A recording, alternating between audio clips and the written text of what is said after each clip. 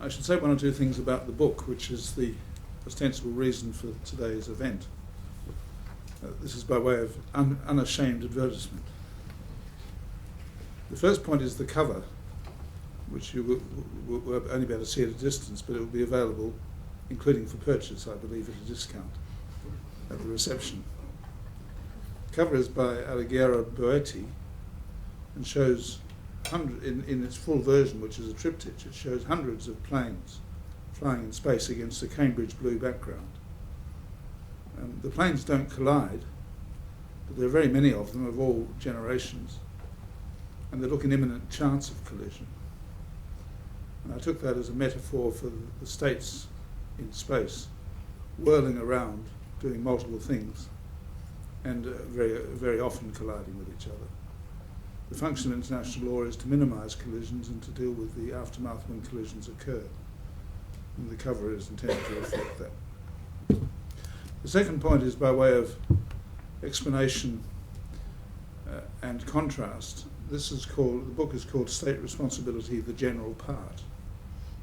And I've already had several inquiries from people saying, when is the special part coming out? In fact, it's an acknowledgement and an act of deference to what is probably the greatest English language law textbook of the 20th century by Glanville Williams, called Criminal Law, the General Part, published in 1961. And that was described by Glanville Williams himself as an attempt, and I quote, to search out the general rules of the criminal law, that is, those applying to more than one crime. It wasn't a description of individual crimes, it was a description of general concepts such as intention, negligence, recklessness, complicity, and so on. In that way, it was, if you like, an analogue to the secondary rules of general international law of responsibility, which Argo envisaged as the subject matter of the Articles on State Responsibility. The book itself, although it covers the whole field of the Articles on State Responsibility, covers a good deal else. For example, it deals with succession to responsibility. It deals with the relationship between state responsibility and the responsibility of international organisations, the subject of today's lecture. And it tries to put all of this within the framework of general international law, as well as, if I may use a Miltonic phrase, justifying the ways of the International Law Commission to the rest of the world. So from that point of view, that's at least what it attempts to do. It's the subject, in my case, of nearly 20 years' work on responsibility, which started in 1997 when I was asked to be the Special Rapporteur on Responsibility. And it puts together that work, together with a good deal of subsequent work, in a single volume, admittedly a volume of 800 pages. Ian Brownlee's book on state responsibility of 1983 was called Part 1. He did intend a Part 2, which he never finished. I don't know what that Part 2 would have contained. I don't intend a special part. It's an interesting question what a special part would look like. It might look like the UNCTAD website set of bilateral investment treaties, of which we know there are several thousand. You have a list of states and a list of treaties, because the obligations of states are extraordinarily diverse. Even if there are common features between the bilateral investment treaties, nonetheless each bilateral investment treaty is its own object, has to be interpreted in its own terms, and there are subtle but often important differences between them. That's why international law is impossible to codify. All you could do is say what the obligations of states were under treaty law on a given day. Even then you might have missed some things out, and they might have changed the next day. That's why the general part of state responsibility is so important, because it's the delivery vehicle for the obligations that states happen to have, which are a combination of treaty obligations and obligations under general international law and individual commitments of states made by way of unilateral declaration or otherwise. It's a very complex system. Against that background, here endeth the advertisement, I should say. I want to say something about individual and collective responsibility of states for acts of international organisations, a subject which has Professor Nolkamper has said, is acquired great significance in our time, and great significance of a particular kind because the Supreme Court recently and unequivocally affirmed the decision of the Hague Court of Appeal in the Srebrenica Dutch-Bat case, a case of great significance. I want to start by drawing a contrast between the reception of the Articles on State Responsibility of 2001 and the reception of the Articles on the Responsibility of International Organisations of 2011. The first point to make is that the Special Rapporteur on International Responsibility of International Organisations, Judge, as he now is Judge George O'Geyer, was fully involved in the process of drafting the Articles on the Responsibility of States. He was one of the 4 chairs of the drafting committee during the second reading. He had a significant responsibility in assisting in that process. He was fully committed to the Articles on the Responsibility of States. That commitment led to what some thought at times was a slavish copying of elements of the Articles in the 2011 Articles. Although, as time went on, it turned out that some aspects of the 2011 Articles needed, the 2001 Articles needed supplementing to have a complete set of Articles on responsibility of international organisations.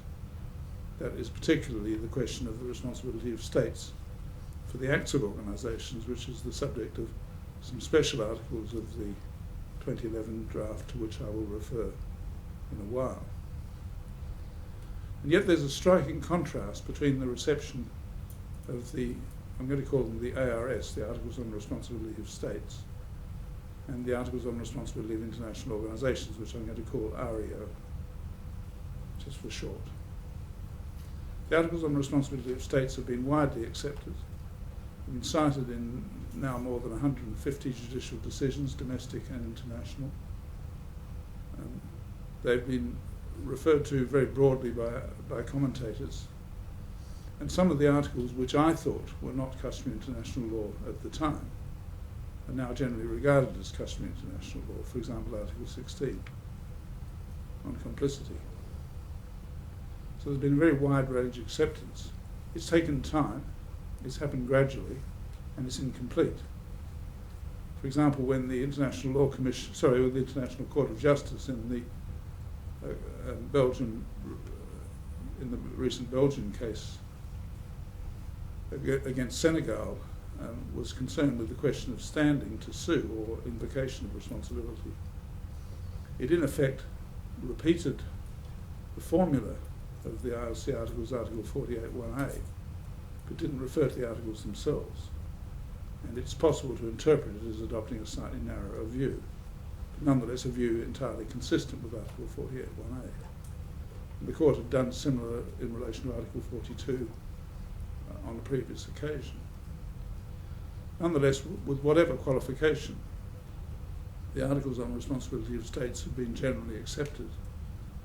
And I hope there is now a widespread view that they don't need to be turned into a convention, because a convention would be a backward step relative to the text and the level of acceptance it's obtained.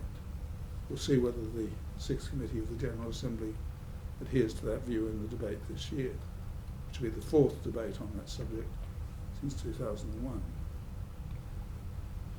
By contrast, the Articles on Responsibility of International Organisations have received what can only be described as a dusty welcome.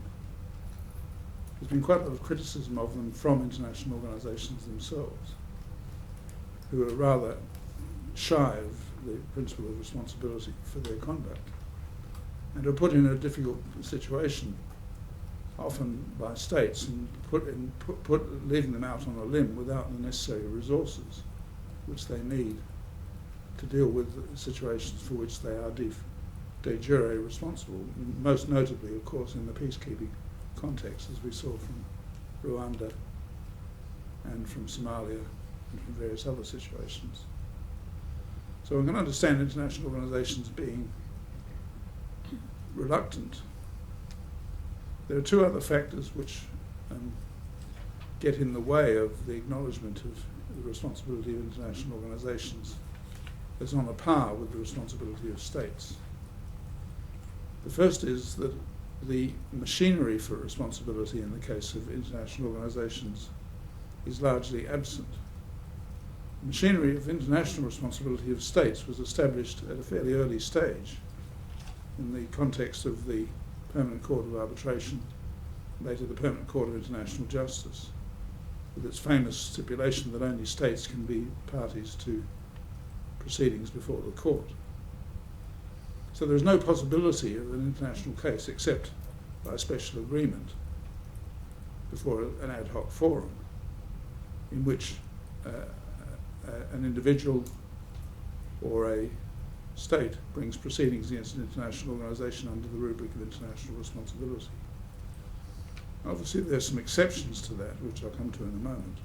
That's still the general position. There is no framework for implementing responsibility of organisations which is equivalent to the framework for states. Of course there are internal tribunals of international organisations, but they deal with employment cases. And there is some practice, although it's limited, some practice of claims brought about it against international organisations by injured individuals and so on, and some practice of compliance with those claims. But it's nowhere near the level of practice that we have in the field of state responsibility. The second feature is of particular significance in this part of the world and relates to the extreme diversity of the roles of international organisations. The United Nations does things on a spectrum from convening meetings to governing territory. And in governing territory it does so through organs of its own as well as through the co-option of state agencies in the form of peacekeeping and peacemaking missions and so on. And we've seen in the last 15 years the development beyond peacekeeping to peacemaking, peace enforcement, and indeed the dumping of UN forces in situations where there's no peace at all. By contrast, the European Union, which is an entity governed internally by the rule of law, regards itself as unique amongst international organisations. There are different views about the European Union, including in this room. And I come from what might be described as a Eurosceptic. I live in a Eurosceptic country, and I come from a country, Australia, which knows nothing of the European Union. Complete oblivion. Some would say a satisfactory state of affairs. But the European Union regards itself as special in this regard. It's more like a state, it thinks, than an international organisation. And all the recent developments in the field of EU law have been to emphasise the speciality of the EU law and the monopoly of the European Court, of the Court of Justice of the European Communities in matters of EU law. We now have proposals for the abolition of mixed agreements, though that's some distance away from happening. We have proposals that the European Union will represent states in bilateral investment tribunal cases unless the contrary decision is made, even though of course it will be states that end up paying the eventual judgment, assuming that the liability is not the result of the acts of the EU organs themselves, proprio motu, so to speak. So, for different reasons, the two international organisations whose conduct is perhaps most likely to give rise to disputes about responsibility take a very reserved attitude indeed to the Articles on the Responsibility of International Organisations. So we have the paradox that although the basic law of international organisations, as laid down in the reparations case, involved a sort of transference or an analogy between states and international organisations as legal persons. And although the law of responsibility as developed by the ILC involved reliance on a similar analogy, and although it's very difficult to argue with the proposition that if an organisation as a legal entity commits acts at the international level which give rise to responsibility, it should be responsible, nonetheless there is very considerable reluctance to allow those inferences to be drawn. And we see that notably in the area that we're about to look at, the responsibility of states for the acts of international organisations. There's a further element, which is that the law on separate legal personality of international organisations hasn't really developed very far beyond the basic proposition in the reparations case. It should be noted, of course, that in the reparations case, it was an international organisation which sought to invoke the responsibility of the state. And we have examples of one-way responsibility in international law, for example, under BITs, where an investor can invoke the responsibility of the state, but barring exceptional circumstances, the state cannot invoke the responsibility of the investor. International organisations have not normally been regarded as in the position of investors, as now with BIT cases, but in the position analogous to that of general legal persons. And it's very difficult to resist the inference that it follows from that they should be responsible for their own conduct. And the question is, what is their own conduct and what is the conduct of states in relation to international organisations in detail? Now, that's a fundamental question which any legal system which has corporate entities has to answer, and which is answered by domestic legal systems in quite elaborate ways over time, in terms of the responsibility of directors for the acts of the organisations, the responsibility of incorporators, the responsibility ultimately in certain cases of shareholders, the piercing of the corporate veil, and all the sorts of apparatus that we are familiar with in the context of corporate law. We have hardly any of that at the international level, and the Commission has had to generate it in a rather short space of time. The Articles on Responsibility of International Organisations took about 12 years to do, compared with 44 years for the Articles on Responsibility of States. And even then, some people thought 44 years was too short, wanted to keep on going. So that's had to be generated over quite a short period of time, largely on the basis of analogy, with very little state practice, and very little organisational practice, and very little, I think it's fair to say, cooperation on the part of organisations, against a background of a very diverse range of organisations. I mean, states are different from each other, but they're not as different from each other as international organisations are, and that's creating its own range of problems.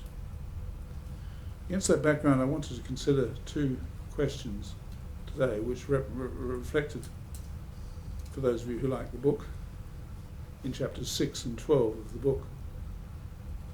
The first is the question of the attribution to states of the acts of international organisations. And the second question is the question of the responsibility of states for the acts of international organisations committed by their own organs. That is where the answer to the attribution question is, this is an act of an international organisation. There is still a further question: in what circumstances are the states which make up the organisation responsible for its conduct? And that question the 2011 articles tried to answer in new provisions, Articles 61 and 62, which I'll spend some time examining. I turn first to the question of the fundamental question of attribution as between state organs and international organisations. Now, it goes without saying that international organisations, for the most part, don't have a directing mind and will of the sort that a chief executive officer of a corporation would have, or the board of directors of a corporation would have. International organisations are coalitions of states brought together for particular purposes, generating their own programs over time, no doubt, but under the fairly direct control of the state's parties, and a more direct form of control in general than shareholders would wield over public corporations, though not necessarily private corporations. The problems of responsibility which that creates are quite difficult, because obviously states vote in international organisations and causes international organisations to do things. Yet it's never been suggested, as a general matter, that the act of voting gives rise to the responsibility of the state for the consequent conduct. If it did, then every permanent member which failed to veto a resolution would be responsible for the consequences of the resolution, because it could have stopped the conduct by exercising a veto. And we don't, in general, in domestic law, find that level of responsibility either. Directors are not responsible themselves for the acts of corporations which they have caused to occur by voting in meetings, in board meetings and so on, unless they've done so in very special circumstances involving fraud or neglect, or unless they've caused the organisation to continue to trade when it's insolvent. If international organisations had a rule creating the responsibility of states for allowing organisations to trade when insolvent, I say trade meaning conduct their international organisation affairs, you would either have far fewer international organisations or far more concern on the part of states to pay their debts. We don't have such a rule. Although it's never been really well articulated, the general assumption is that states are not responsible for the acts of organisations, even though they've caused them to occur through their voting in organs of international organisations. So we have a prima facie separation. And yet, nonetheless, there are situations in which it seems, I don't say ridiculous, but odd for the states not to be responsible for the acts, despite the formal structure of the international organisation. It started out with a quite, what seemed an apparently harmless article in the Articles on Responsibility of States, allowing for organs to be loaned from one state to another, so that the conduct of the organ ceased to be the conduct of the loaning state and became the conduct of the receiving state. Now, that was a very special situation. It was put in only because Argo was so fussy that he wanted to cover the whole field of attribution, and he did. And it does occasionally happen. For example, the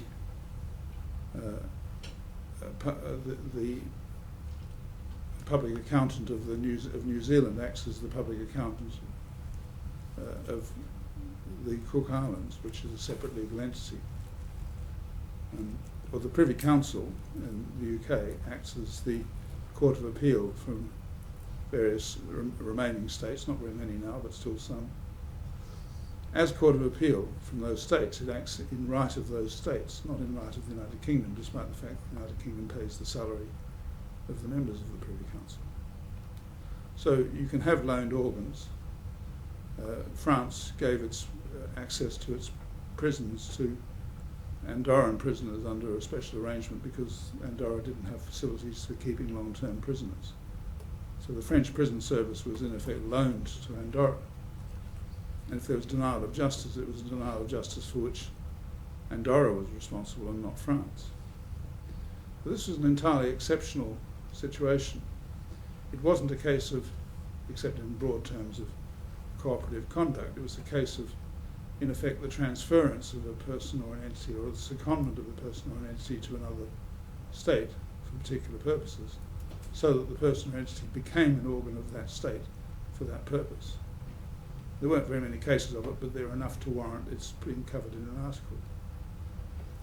Now, in the case of international organisations, the position is quite different, because international organisations very largely lack the personnel which can be used to perform specialist functions. And especially in the context of peacekeeping, given the failure of Article 41 of the Charter, international organisations have become wholly dependent upon states and state contingents to carry out their numerous activities. There are dozens and dozens of peacekeeping and peacemaking and similar activities going on at this time in many different situations, some of them in extremely fraught. And the question whether these entities involve, in effect, secondment or transfer of responsibility from the state to the organisation is a very pressing one. Well, the ILC borrowed Article 6, as it is in the Responsibility of States articles, and incorporated it in the ILC articles. But then there was a problem. What about situations of command and control? Because it is a separate ground under Article 8 of the 2001 articles. This is a separate ground of responsibility that the state directs and controls persons in performing an unlawful act, so far as that state is concerned. This is the basis for responsibility for the acts of militias and things of that sort. And we've seen it at stake in the Nicaragua case and notably in the Bosnia case. The problem is that when states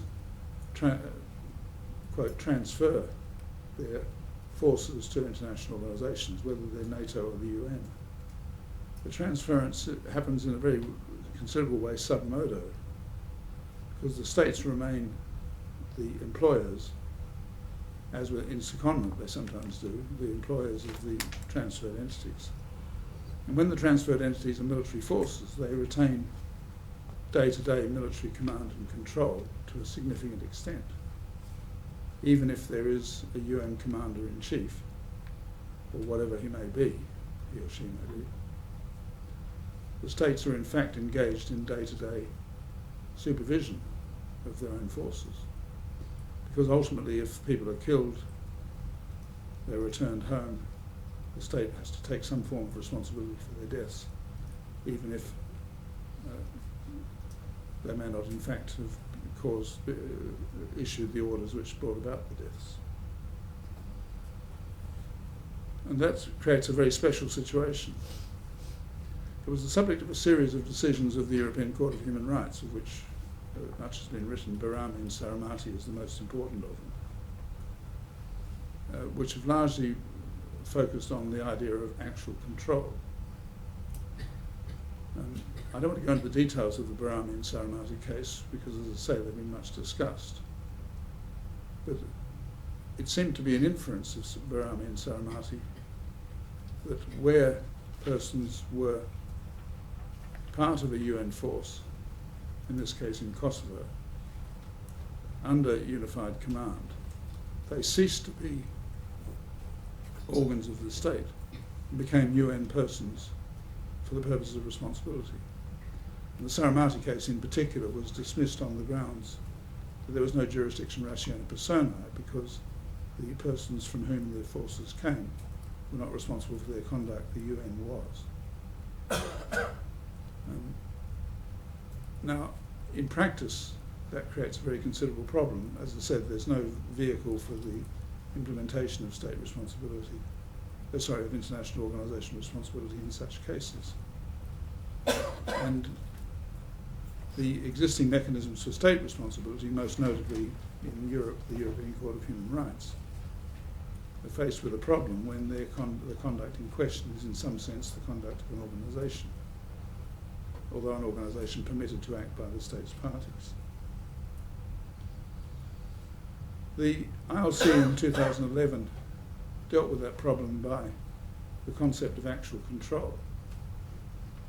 And the concept of actual control cut across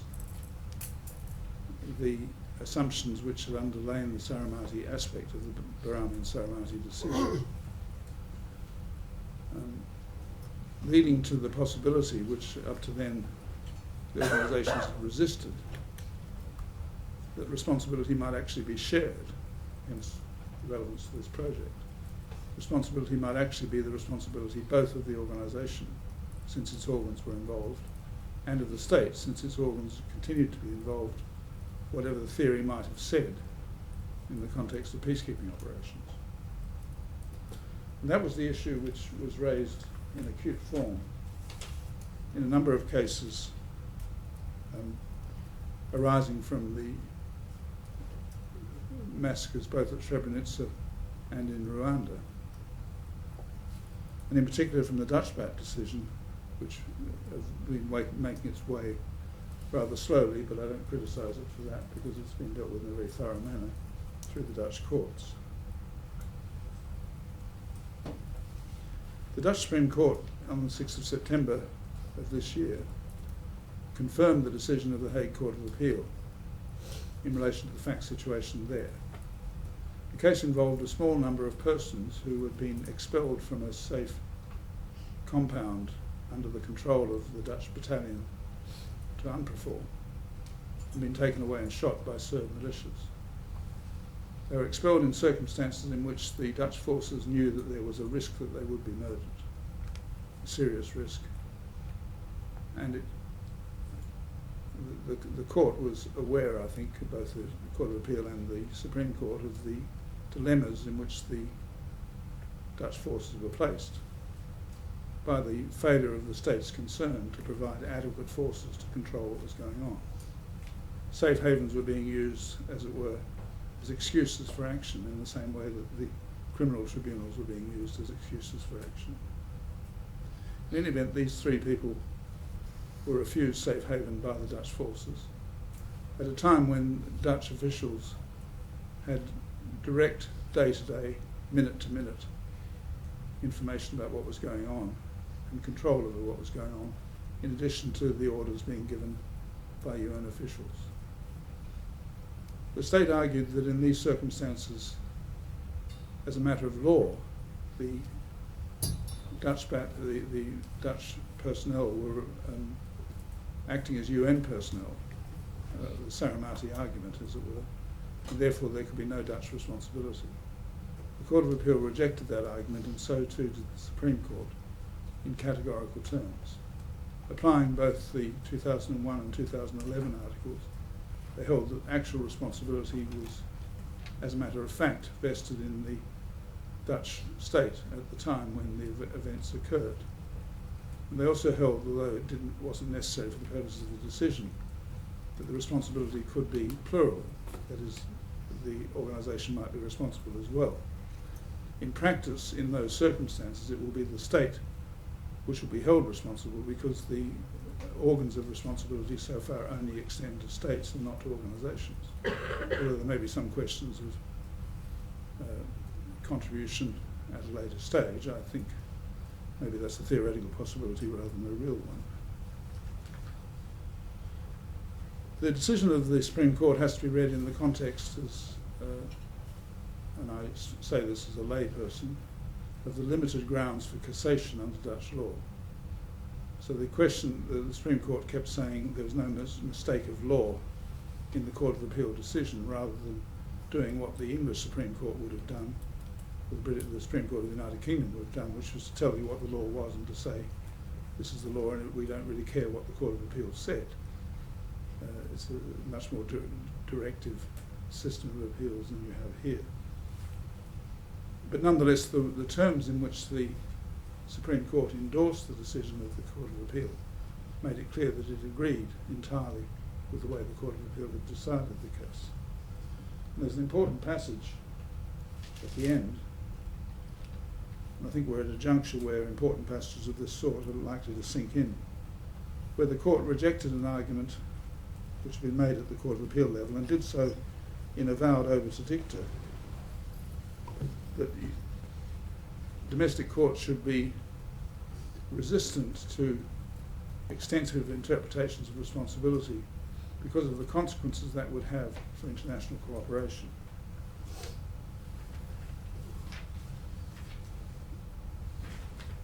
This is paragraph 3.18.3 of the judgment. The court said no basis for the exercise of judicial restraint of this kind can be found in unwritten international law, the European Convention or the ICCPR, or indeed in the domestic law of the Netherlands. The exercise of judicial restraint of this kind would mean that there would be virtually no scope for the courts to assess the consequences of the conduct of a troop contingent in the context of a peace mission. Such far-reaching restraint is unacceptable, this is the Supreme Court speaking. Nor is this altered by the fact that the state expects to have an adverse effect on the implementation of peace operations by the United Nations, in particular on the willingness of member states to provide troops for such operations. This should not, after all, prevent the possibility of judicial assessment in retrospect of the conduct of the relevant troop contingent. The court should indeed make allowance for the fact that this concerns decisions taken under great pressure in a war situation. But this is not something that has been disregarded by the Court of Appeal. So the lesson there is very clear. If states want to engage in conduct through international organisations and retain control over the conduct of those organisations, they're going to be held responsible for the consequences. If the long-term effect of that is less international cooperation, then it means that some of these things will have to be done by individual states. We're all opposed to unilateralism, but unilateralism with responsibility may be better than multilateralism without it. At any rate, that's what the lawyers have so far said.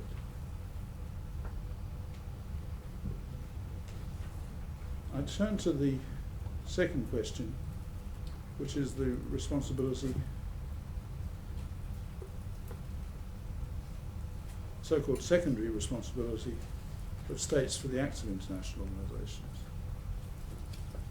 And whereas the issue that I've been discussing, which is the responsibility of states for their own conduct or the conduct of their organs in a situation where the organs are acting under the auspices in some sense of an international organisation, that has significant implications for peacekeeping, as we've seen.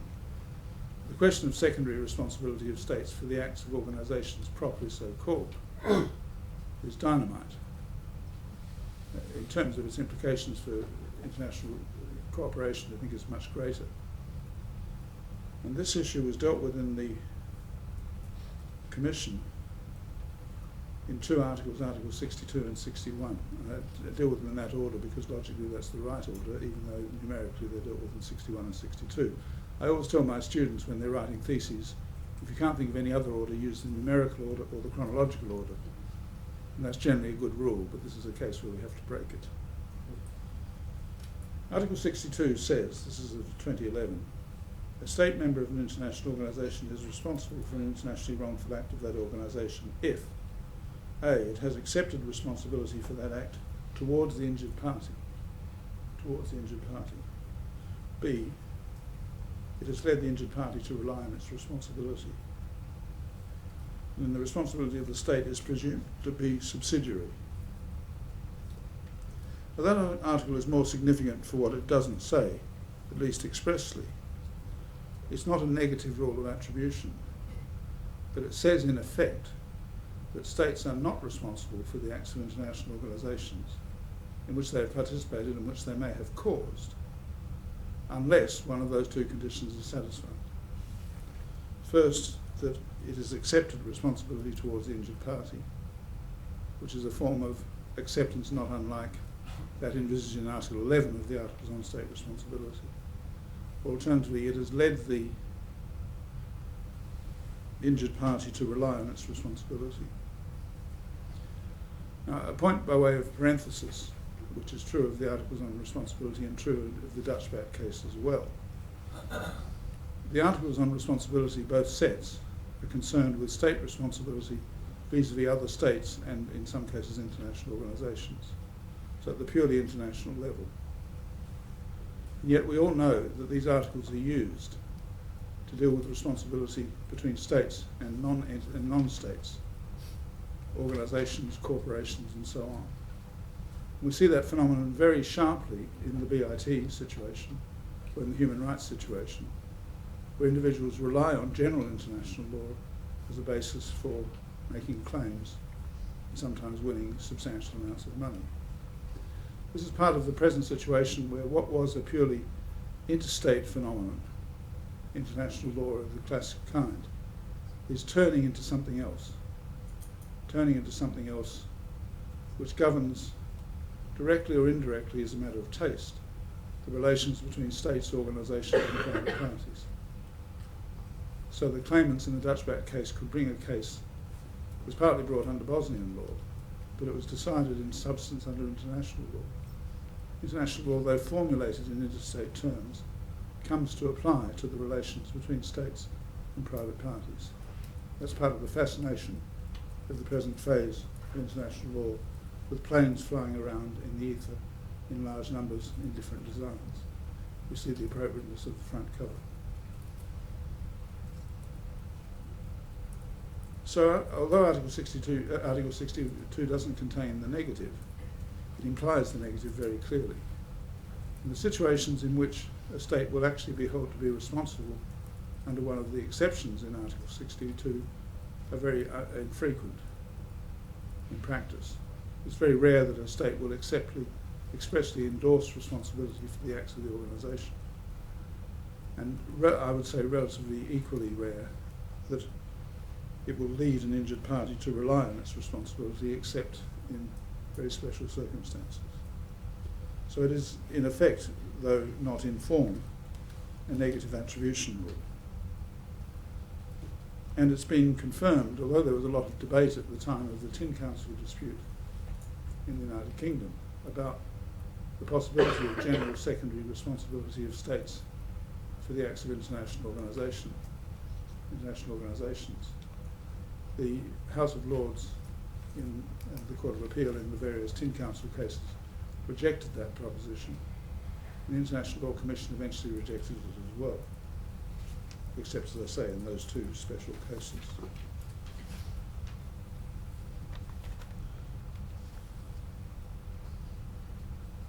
The Westland Helicopters case is an case to the contrary.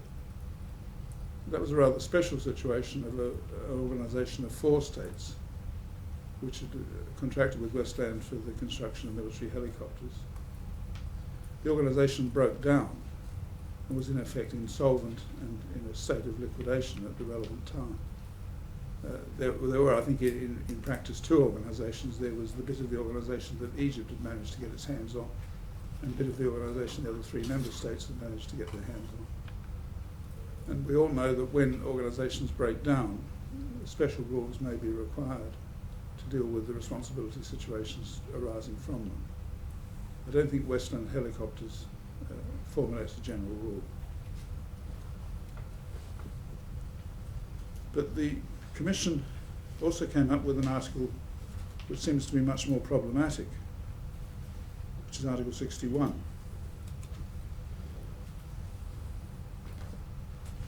Dealing with so-called situations of abuse.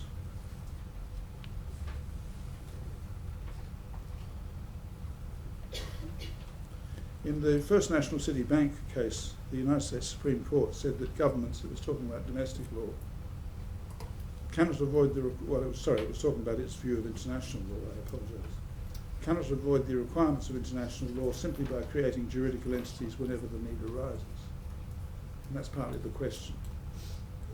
Article 61 states, and I quote, "A state member of an international organisation incurs international responsibility if, by taking advantage of the fact that the organisation has competence in relation to the subject matter of one of the state's international obligations, it circumvents that obligation by causing the organisation to commit that act on the basis that if committed by the state it would have constituted a breach."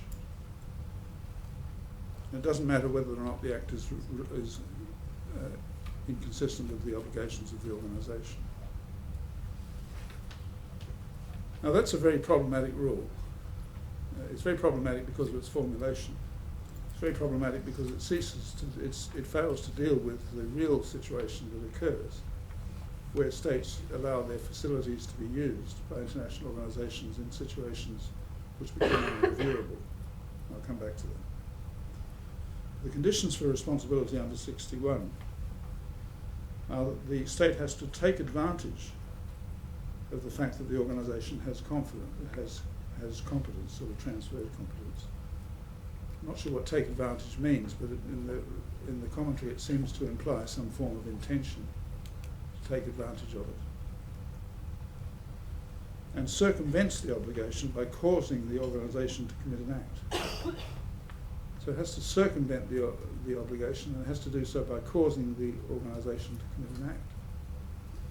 Now, the United States, of course, goes around causing things to happen all the time.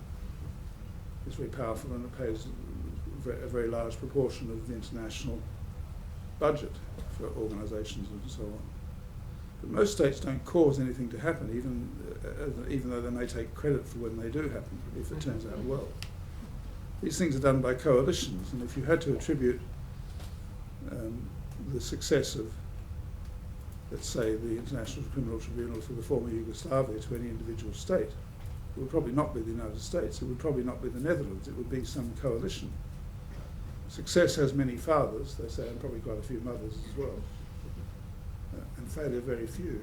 But at the time, it's all done by coalitions.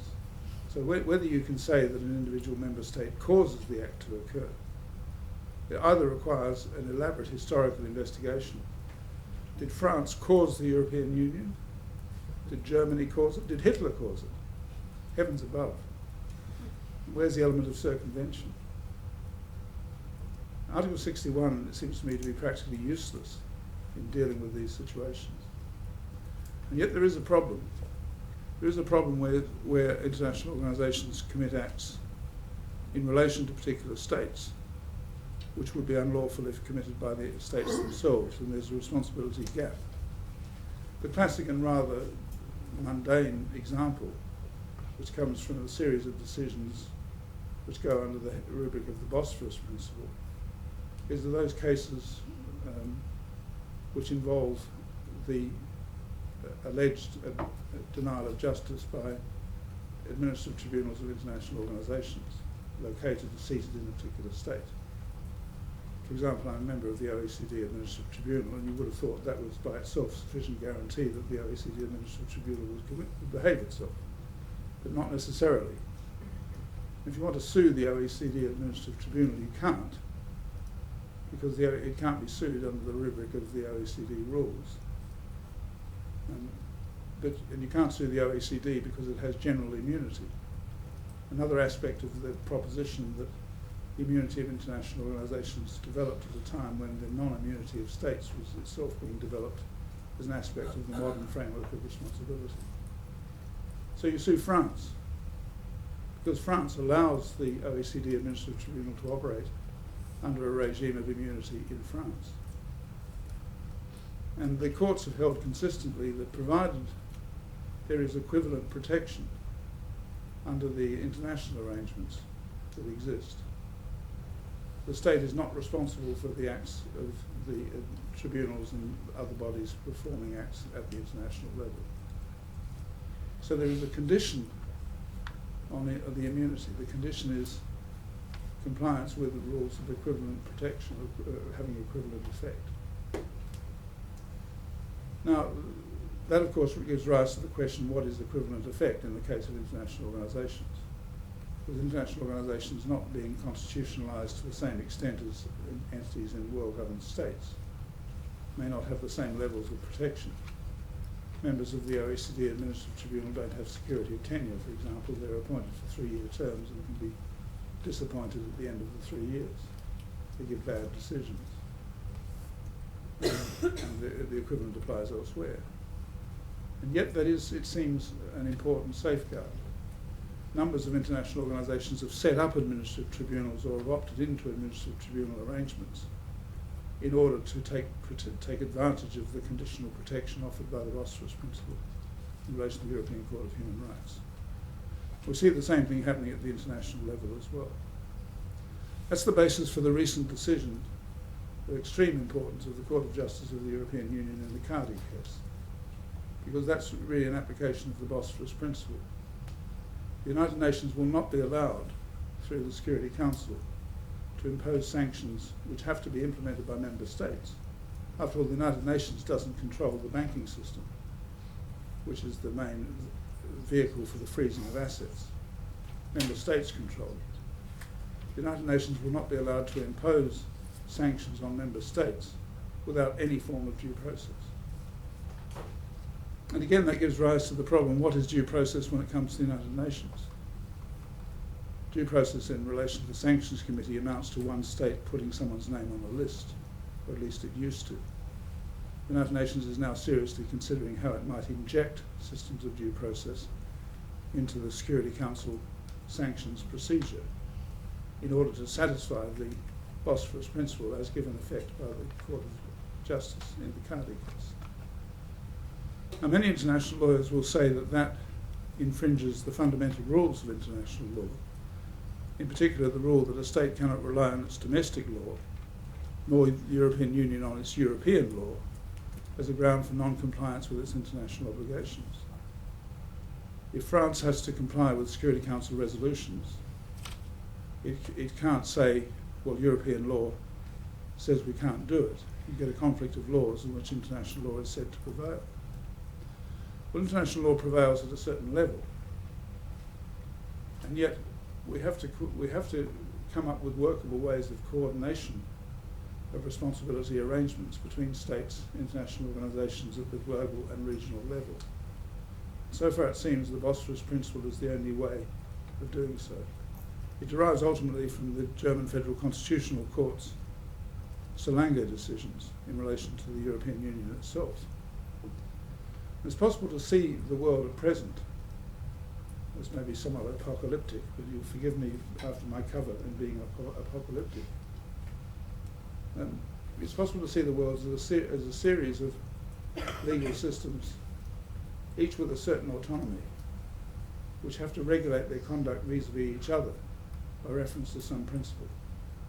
That principle can be provided by international law rules of due process and so on. We have plenty of those. But we can't sustain the proposition in the long term that international organisations and international arrangements are not subject to the standards they so stringently and stridently lay down for national systems. Thank you very much.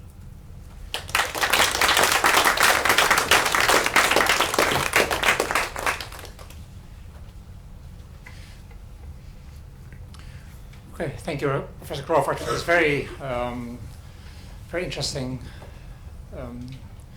lecture with many actual insights on the law of responsibility. The attentive reader may find some pleasure perhaps in going through the book and see exactly where you support and justify the ILC's approach and where you would distance yourself from it.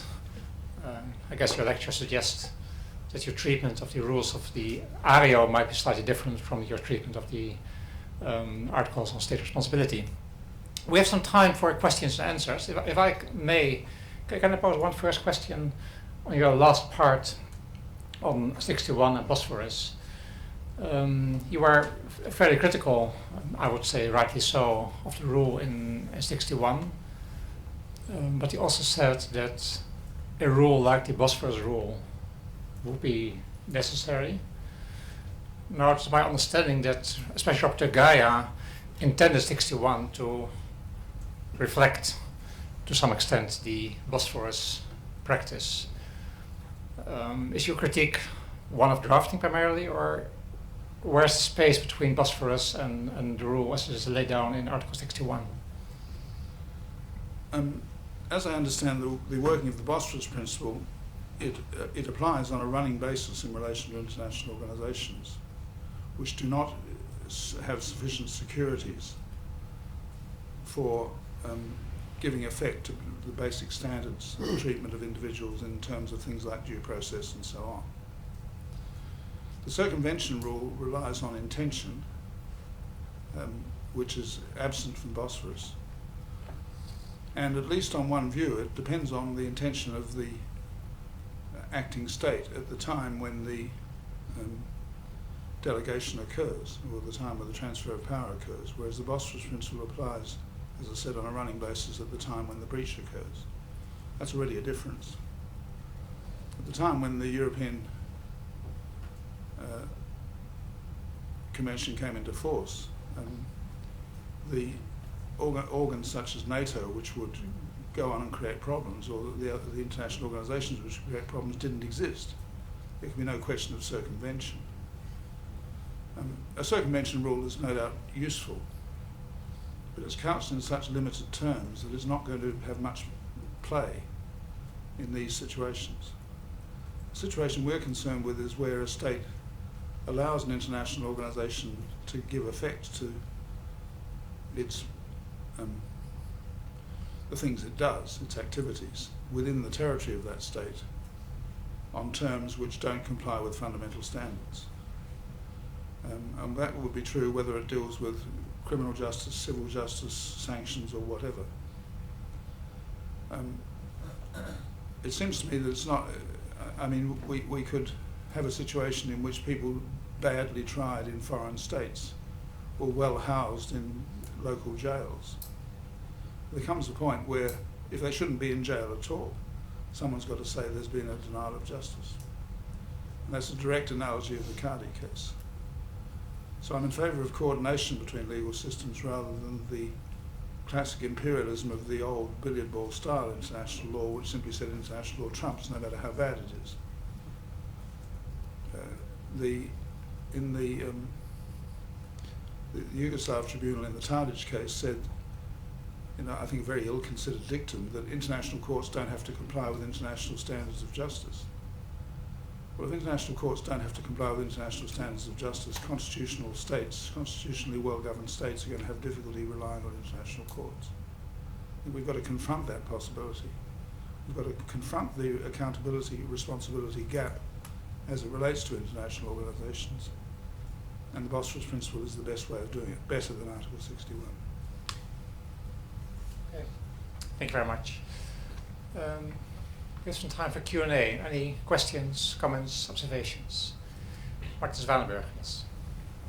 Thank you very much, Professor, for your fascinating lecture.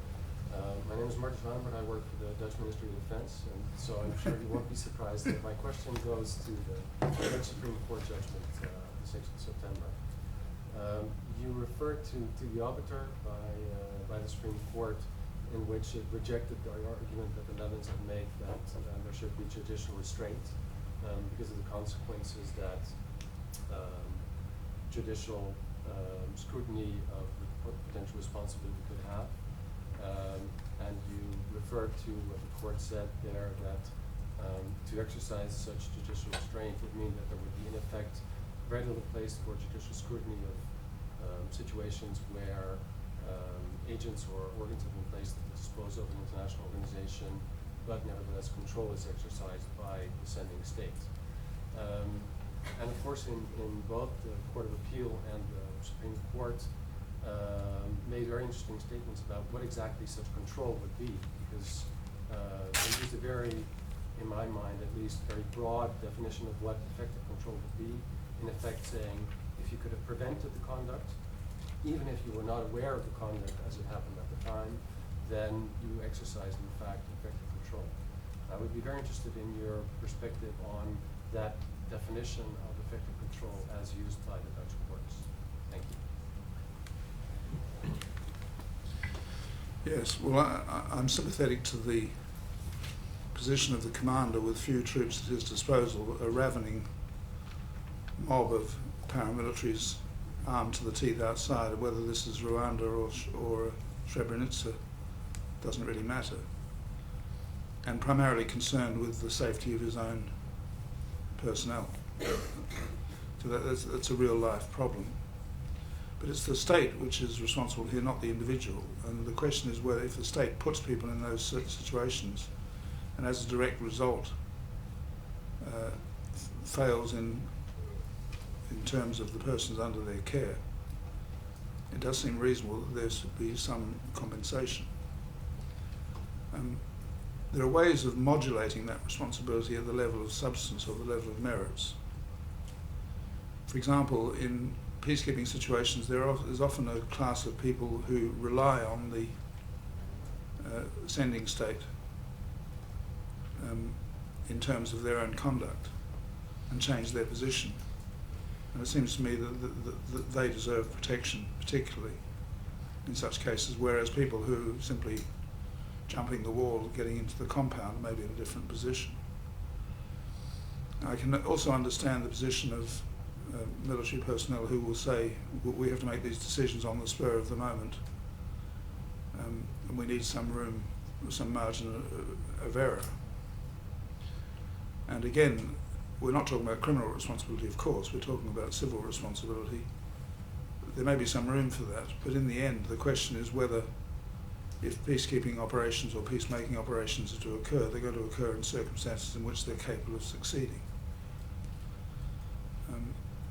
I think the integration of the international system is reaching the stage where we absolutely have to have, in principle, rules of responsibility.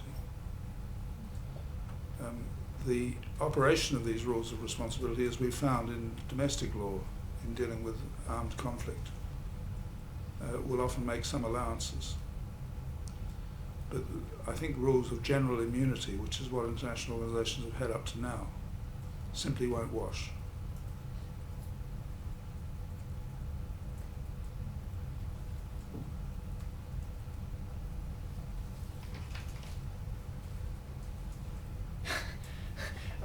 at Martins Walenberg to see if a follow-up question would come, but Well, Please. if you allow, I absolutely understand what you mean, and at least speaking on a personal note, I can understand the idea that there must be at least judicial scrutiny, and some would say even that there must be someone held responsible. What I found very interesting in both judgments was particularly the standard that the courts used to determine whether there was effective control or not. And of course, in Article 7 of the Aereo, effective control is the standard that is used. And as I always understood it, there was a reasonably high bar before one could say that a state or an international organization exercised effective control. At least in my reading, the Dutch courts have now lowered that bar and have said even if you don't give instructions or you are not at all otherwise involved in the conduct by, in this particular case, military forces, if you had the possibility, had you known that this conduct was occurring, to prevent it from happening, that in itself amounts to effective control and therefore is a basis for attribution. And that, to my mind, seems to go quite far, because it appears, at least at first blush, that that will almost always be the case, at least in peacekeeping operations, where, as you rightly pointed out, there's always at least some link between the sending state and the troops. So I wonder whether, what your view is of that particular definition that the courts used of the term effective control. Yes, it's a problem, and it's been a problem in state responsibility under Article 8, where I've advocated a relatively strict rule of effective control in respect of the responsibility of states for the acts of paramilitaries and so on. That is the Nicaragua rule and not the Tadic rule. Tadic, of course, was not a case about responsibility, it was a case about applicable law, and it's been miscited consistently as if it was a responsibility issue when it isn't. It's a question of whether this is an international armed conflict. And we can be more relaxed about flexible rules applying the laws of international armed conflict in situations in which there are international interventions, because you're not concerned with the responsibility for general or specific acts, you're concerned with what's the standard. So I think the ICTY's position there was misconceived. In the case of international organisations, there's probably room for a fairly subtle application of the principle of effective responsibility. It's one thing where you have day-to-day operations during the course of a peacekeeping operation which is actually working. Another thing when it comes to the extraction of forces. As I understand it, there were Dutch personnel on the ground, or at least in the capitals at the time, and probably quite detailed communication. Certainly, I don't want to go into the facts of the particular case because I'm not an expert on them, but certainly one hears about that. And similarly in Somalia, at the time of the major breakdown there was no doubt about the level of direct control from capitals of the contingents. And it seems, in a situation in which we don't have effective means of ensuring the responsibility of the organisation for this conduct, responsibility has to be somewhere. If the consequence of these decisions is that the UN engages in on-the-ground operations in a more integrated way, so that it assumes its own responsibility, then the Bosphorus principle will kick in, and we'll be able to say the state is not in breach because it's allowed its troops to be used in circumstances in which there are equivalent protections. Presently there are no equivalent protections, and they may be tough on the contributing states, but we must, as lawyers, adhere to the principle that responsibility for wrongful conduct lies somewhere.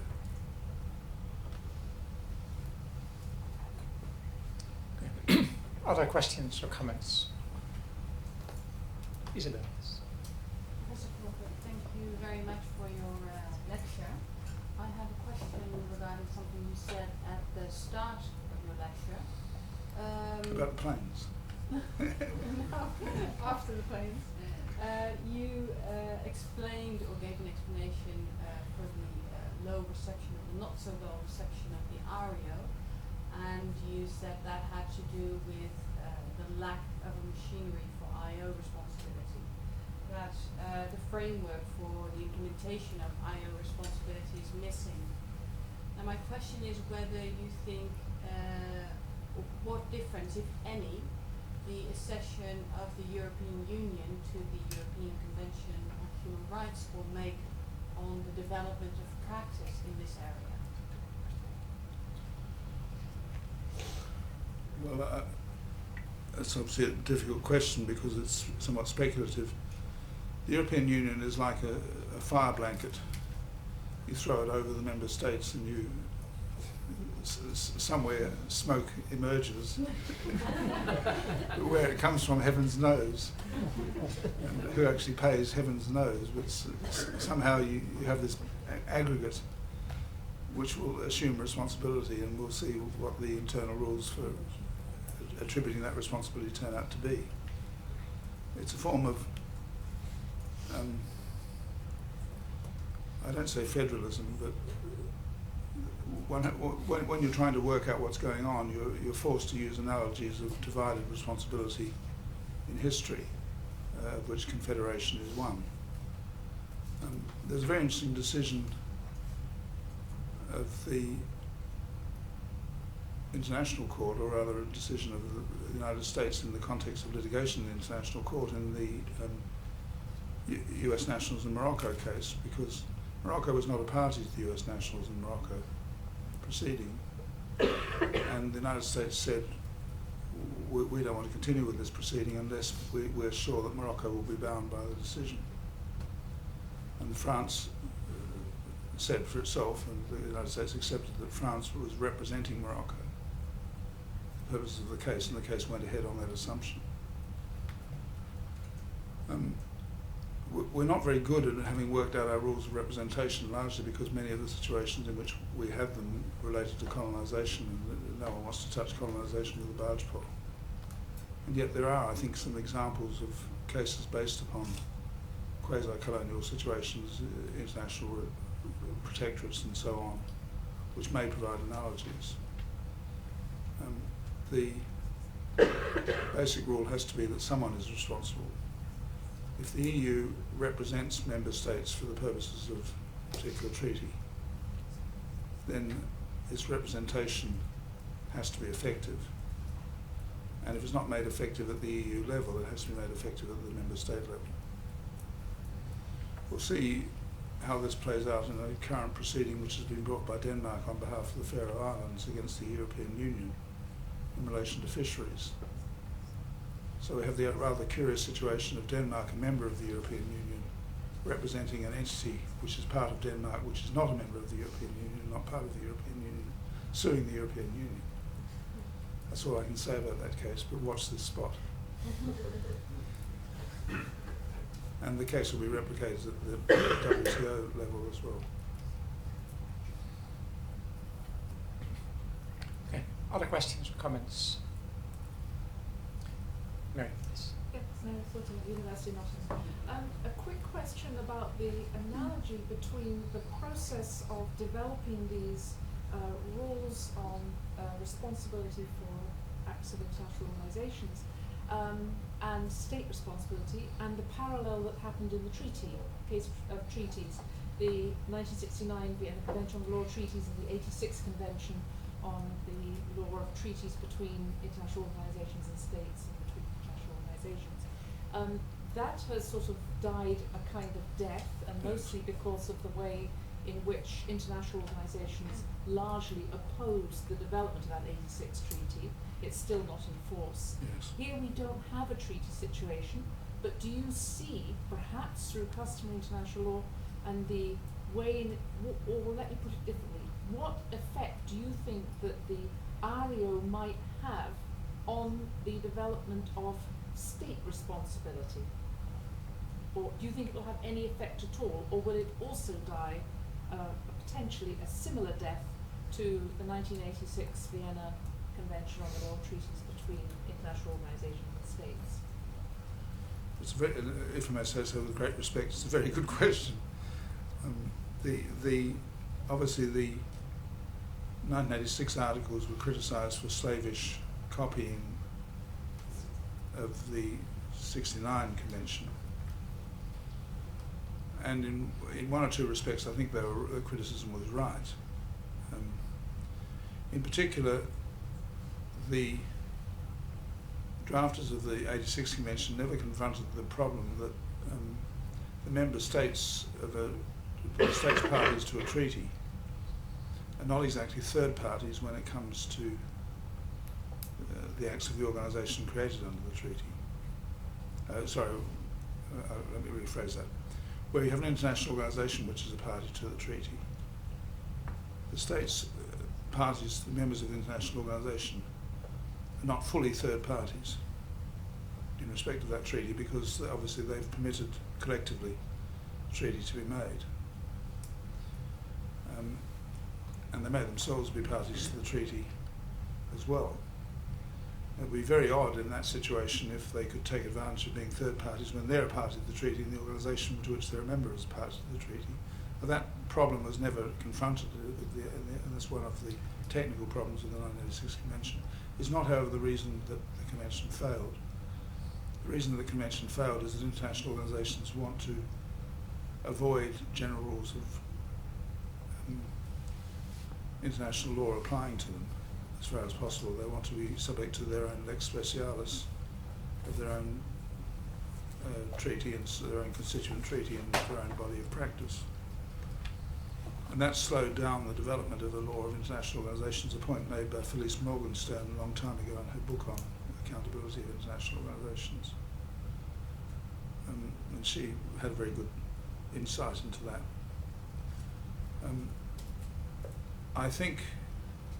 I mean, the worst case scenario is that those who want to destroy the 2011 articles will insist on a convention that will cause a convention conference on responsibility of states, and we'll be back in the 44-year-old maelstrom of collective responsibility and so on, whereas we'd hoped we'd solved all those problems. I mean, we can't these days have a purely bilateral system of responsibility. Life is now too complicated for that. And the states that want to have a purely bilateral system of responsibility want it for reasons that I don't trust.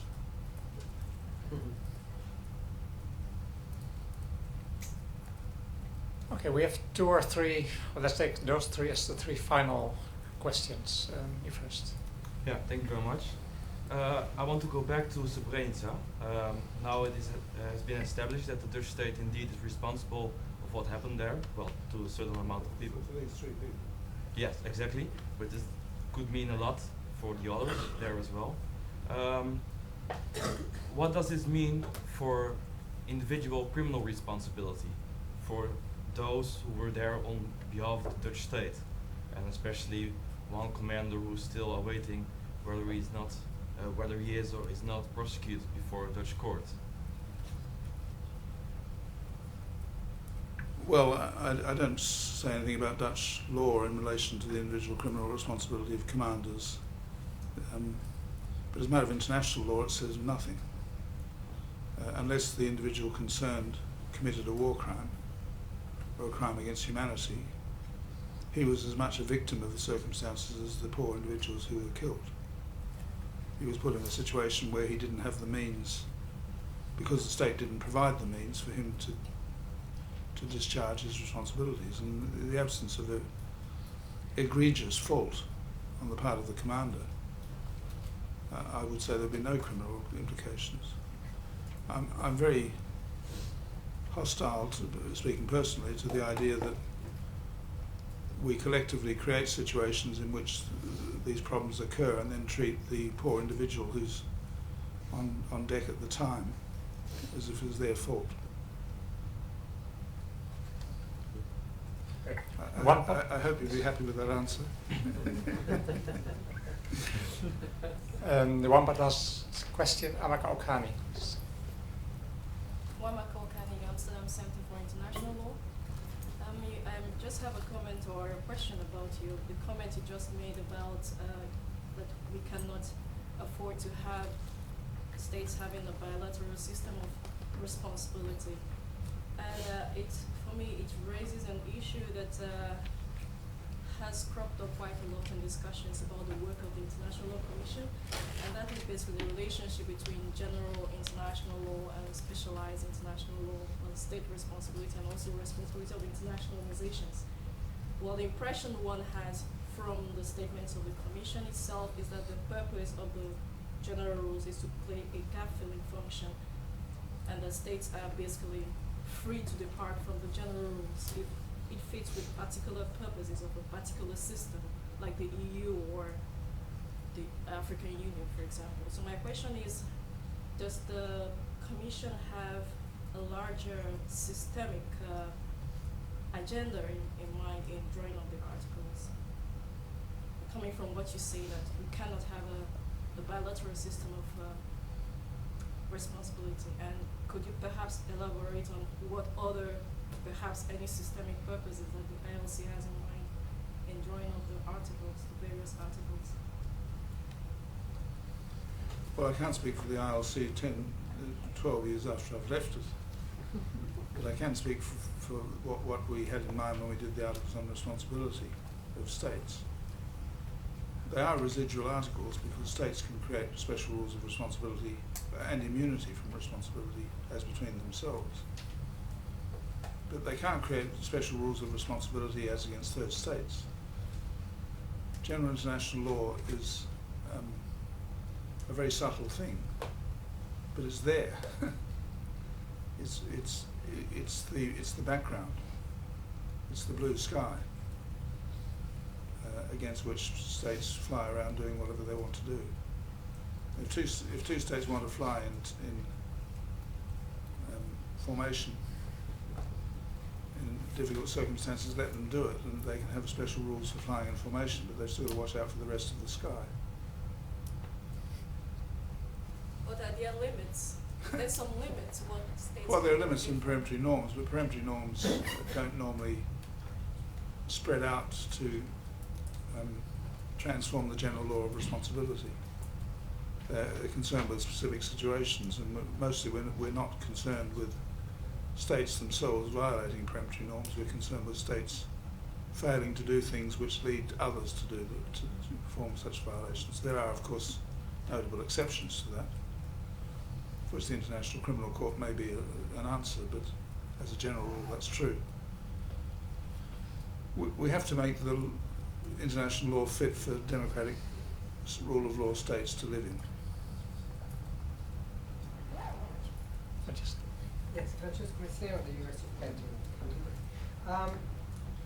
I seem to understand that your main objection to the idea of having an international convention on responsibility of states and international organizations is a kind of let's not open a can of worms again, because this is going to be really painful.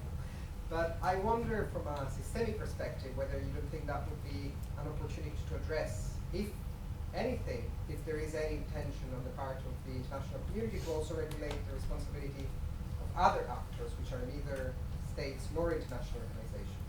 And I don't mean necessarily corporations, which I know you think not, but have responsibility as such, but maybe other non-state actors, the responsibility of which is very often discussed, especially in the context of humanitarian law, for example. I don't think state responsibility is in general the vehicle for dealing with the problems of non-state actors, except in the special circumstances where Article 8 or Article 11 applies. And I think we're much better off trying to do the achievable, which is getting a set of satisfactory rules of responsibility between states and between states and international organizations, than allowing that system to spread out by osmosis, as it is doing through BITs and things like that. I'm resistant also to self-contained regimes of responsibility such as the ECHR is seeking to develop. Because I think self-contained regimes of responsibility are generally speaking defective, because they haven't dealt with the problems they face with sufficient experience. International law is a system of collective experience over time. It has many more strengths than people give it credit for. Okay, Nienke, if you can keep it short, you get the very final question. I'm Nienke van der Haven from the ESIL as well and the Shares Project. Thank you very much for your very interesting lecture and insightful lecture. You mentioned that the starting point of any assessment must be that responsibility must lie somewhere, and you seem to hint at the fact that troop contributing states sometimes put their troops in situations where fulfilling their mandate of protection or otherwise seems almost impossible. Placing this against the background of the distinction between primary and secondary rules, do you see a trend here of rules of attribution such as the capacity to prevent, which was used in by the Court of Appeals in the Srebrenica case, becoming a basis for primary obligations of states? Well, there are circumstances where there is an obligation to prevent, as in the Bosnia case. And one may feel more comfortable, as the court obviously did, in saying you should have prevented this than in saying that you actually did it. But the question of who is in a better position to prevent is one of these multifactorial elements which can be built into a general analysis on the content of the obligation. We're talking about attribution. And I'd like to try to maintain the distinction between attribution and breach as far as we can. Okay, thank you very much. I think this brings us to a close.